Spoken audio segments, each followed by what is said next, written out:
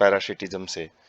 Type of interaction in which one species parasite is benefited wheel other one host is harmed but not killed. तो इसमें क्या होता है कि ये उस टाइप का इंटरेक्शन है जिसमें एक स्पीसीज का तो फायदा होता है, जो पैरासाइट होता है परजीवी, और जो दूसरे जीव है जिसके ऊपर ये पैरासाइट रहते हैं या उसके शरीर के अंदर रहते हैं उसको होस्ट बोलते हैं, वो हार्म्ड होता है लेकिन किल नहीं होता है।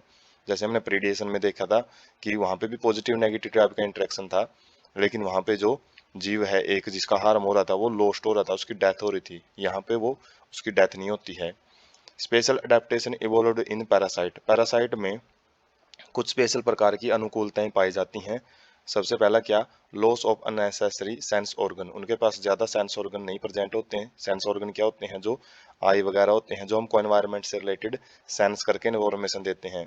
तो इनको किसी भी लिविंग बॉडी में रहना होता है तो वहां पे कोई ज्यादा सेंस ऑर्गन की इनको जरूरत नहीं पड़ती। प्रेजेंस ऑफ एडेसिव ऑर्गन और suckers to cling to the host. Host के ऊपर चिपकने के लिए इनके पास कुछ क्लिंगिंग ऑर्गन प्रेजेंट होते हैं, शक्कर टाइप के ऑर्गन होते हैं। शक्कर क्या होते हैं, जो वैक्यूम क्रिएट करके चिपकने के लिए मदद करते हैं। एडहेसिव का मतलब चिपकने वाले ऑर्गन होते हैं इनके पास।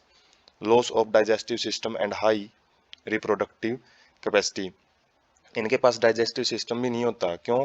क्योंकि इनको पचा पचाया खाना होस्ट से मिल जाता है, ये जस्ट एब्जॉर्ब करते हैं उसको। और साथ में इनकी जो रिप्रोडक्टिव कैपेसिटी है वो भी हाई पाई जाती है। तो ये स्पेशल अडेप्टेशन पैरासाइट्स में पाए जाते हैं जब वो होस्ट के अंदर अपने आप को रहने लायक अनुकूल बनाता है।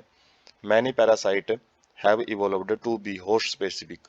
तो बहुत सारे जो पैरासाइट हैं उनमें जो इवोल्यूशन के टाइम पे जो भी उनमें अडेप्टेशन आई है तो वो अडेप्टेशन उनको होस्ट स्पेसिफिक बनाती हैं। मतलब जो both host and parasite tend to be coevolve. और इवोल्यूशन में जो जैव विकास होता है उसमें ये दोनों पैरासाइट और जो होस्ट है वो एक साथ, यदि एक एक अलग टाइप के अडेप्टेशन मतलब अडेप्टेशन के लिए अपने आप को चेंज करता है तो दूसरा भी अपने आप को चेंज कर लेता है। If host evolve special mechanism for rejecting or resistance parasites, parasites has to be evolve mechanism to counteract and neutralise them. तो वही बात आ गई कि यदि होस्ट अपने अंदर कुछ स्पेशल मैकेनिज्म है उनको शरीर के अंदर लेके आता है, क्या करने के लिए, जो पैरासाइट है उससे छुटकारा पाने के लिए, तो पैरासाइट भी अपने अंदर अलग टाइप के मैकेनिज्म इवोल्व कर लेता है। क्या करने के लिए, जो मैकेनिज्म होस्ट ने डेवलप किए हैं उनको या तो काउंटरैक्ट करने के लिए, उससे निपटने के लिए, या फिर उनको न्यूट्रलाइज करने के लिए, उनको खत्म करने के लिए।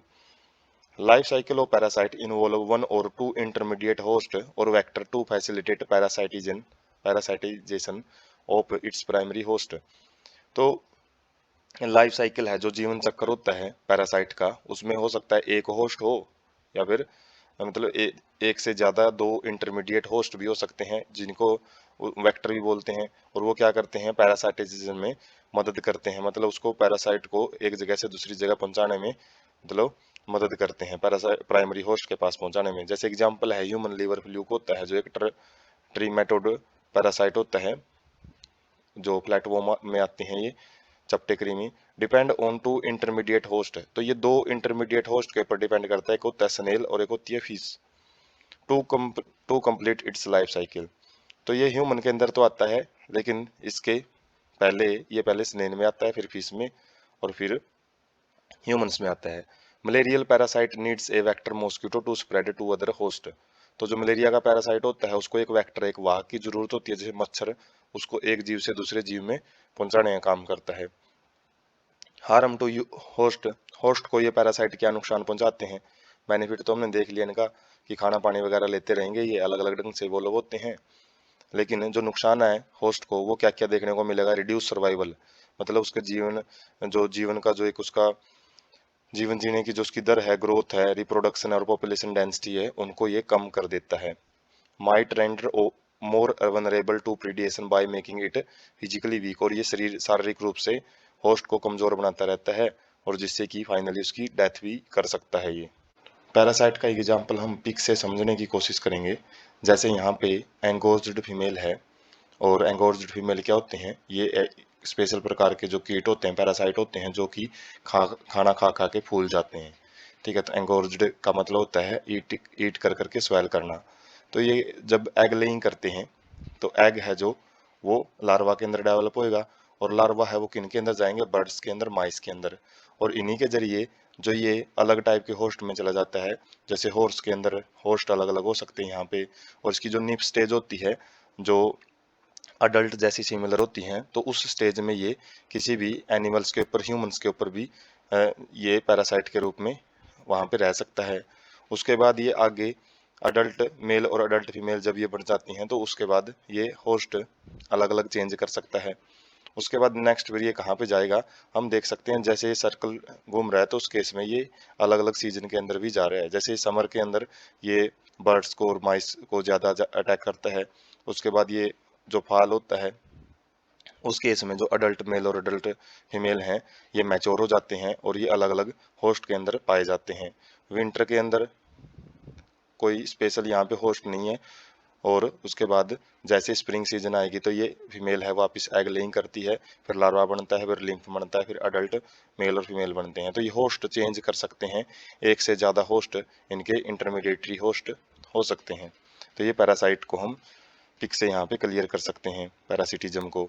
उसके बाद है टाइप ऑफ पैरासाइट। पैरासाइट के कितने प्रकार होते हैं। एक होता है एक्टोपैरासाइट, ये क्या करता है, feed on external surface of host organism are called. तो जो पैरासाइट शरीर के बाहर रहते हैं, एक्सटर्नल सरफेस पे रहते हैं होस्ट ऑर्गेनिज्म के, उनको एक्टोपैरासाइट बोलते हैं। जैसे lice on human and tick on dogs. Lice क्या होती है, जू होती हैं, और टिक क्या होती हैं, ये कुछ स्पेशल प्रकार के जो कीट होते हैं जो कि डॉग्स में पाए जाते हैं। और कोपोड्स ऑन मैनी मैराइन फिश, काफ़ी सारी मैराइन फिश है उनके ऊपर भी ये पैरासाइट्स होते हैं। कस्कैटा है जैसे अमरबेल जिसको बोलते हैं, ये हैज प्लांट मतलब जो हम जो बाग होते हैं, अलग अलग पार्क होते हैं, पार्कों में एक जो दीवार सी बना लेते हैं प्लांट्स की, तो उनके अंदर कस्कैटा या फिर कुछ प्लांट्स के ऊपर भी ये कस्कैटा ग्रो करता हुआ हमको मिल सकता है। Female mosquito is not considered a parasite.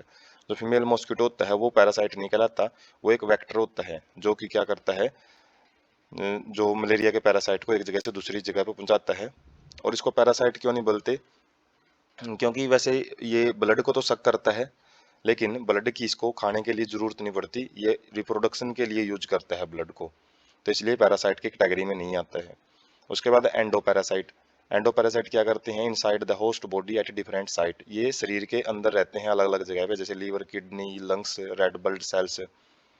Life cycles of are more complex because of their extreme specialization. इनका जो लाइफ साइकिल है थोड़ा सा कॉम्प्लेक्स, जटिल देखने को मिलता है, क्योंकि ये अलग अलग जगह में रहेंगे तो अलग अलग ढंग से इनको अपने आप को मॉडिफाई करना पड़ता है।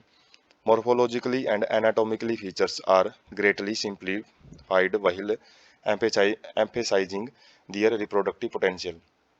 तो इनका जो बाहरी स्ट्रक्चर है और जो इनकी आंतरिक स्ट्रक्चर होती है, एनाटॉमिकल फीचर होते हैं, वो बहुत ही ज़्यादा सिंपल होती हैं। वाहिल एम्फेसाइजिंग दियर रिप्रोडक्टिव पोटेंशियल, जब उनको अपनी संख्या में बढ़ोतरी करनी होती है, जब उनको अपना रिप्रोडक्शन जो है रेट को बढ़ाना होता है, तो ये अपनी जो सिंपल स्ट्रक्चर बनाते हैं उस केस में। उसके बाद है brood parasitism. Type of parasitism in which parasitic bird Lay's it's egg in the nest of its host for incubation. ये बर्ड्स के अंदर पाया जाता है, जिसमें क्या होता है, एक बर्ड अपने जो एग्स हैं वो दूसरे बर्ड के नेस्ट में, घोंसले में दे के आता है, किसके लिए, ताकि वो उसको इनक्यूबेट कर सके। During course of evolution, evolution के टाइम जैसे जैसा मतलब मॉडिफिकेशन आई है, egg of the parasitic bird have evolved to resemble host egg in the size and the colour. जो पैरासिटिक बर्ड होता है जो एग लेइंग करता है किसके नेस्ट के अंदर, होस्ट के नेस्ट के अंदर, उनके जो एग हैं वो दोनों सिमिलर साइज के बनने स्टार्ट हो गए हैं। पहले अलग अलग साइज के होते थे और अलग अलग कलर के होते थे। तो इसमें क्या होता है कि जो इनक्यूबेशन पीरियड होता है, कुछ बर्ड खुद इंक्यूबेट ना करके अपने एग्स को दूसरों से इंक्यूबेट करवाते हैं, और जो ऑफस्प्रिंग वगैरह जब बन जाते हैं तो उसके बाद वो ऑफस्प्रिंग तो अपने नॉर्मल लाइफ आगे रखते ही हैं, जो उनका रेगुलर रखते ही हैं। तो इसमें जो ब्रूड पैरासिटिज्म में मतलब ये होता है, ब्रूड का मतलब होता है बच्चे। तो बच्चों के बेस पे, जैसे यहाँ पे कोई खाना पानी नहीं लिया जाएगा बर्ड्स के द्वारा, वो क्या किया जाएंगे, अपने बच्चों को दूसरे पक्षियों से, दूसरे बर्ड से मतलब उनका पालन पोषण करवाते हैं, खासकर इनक्यूबेशन करवाते हैं। और इसी केस में जो एग जब लेइंग करता है एक बर्ड दूसरे के नेस्ट के अंदर, तो उस केस में जो एग होते हैं, एग का साइज और उसका कलर है वो बिल्कुल एक जैसा होना चाहिए, ताकि क्या किया जा सके, to reduce chances of host bird detecting foreign eggs and ejecting them from the nest. तो क्या बचाने के लिए, ताकि जो होस्ट बर्ड है जिसके घोंसले में अंडे दिए हैं पैरासाइट बर्ड ने, तो वो उसको क्या ना कर सके, डिटेक्ट ना कर सके, ना अच्छे अच्छे ढंग से ना पहचान पाए, और यदि उसने पहचान लिया तो वो क्या कर सकता है, उनको घोंसले से बाहर फेंक सकता है।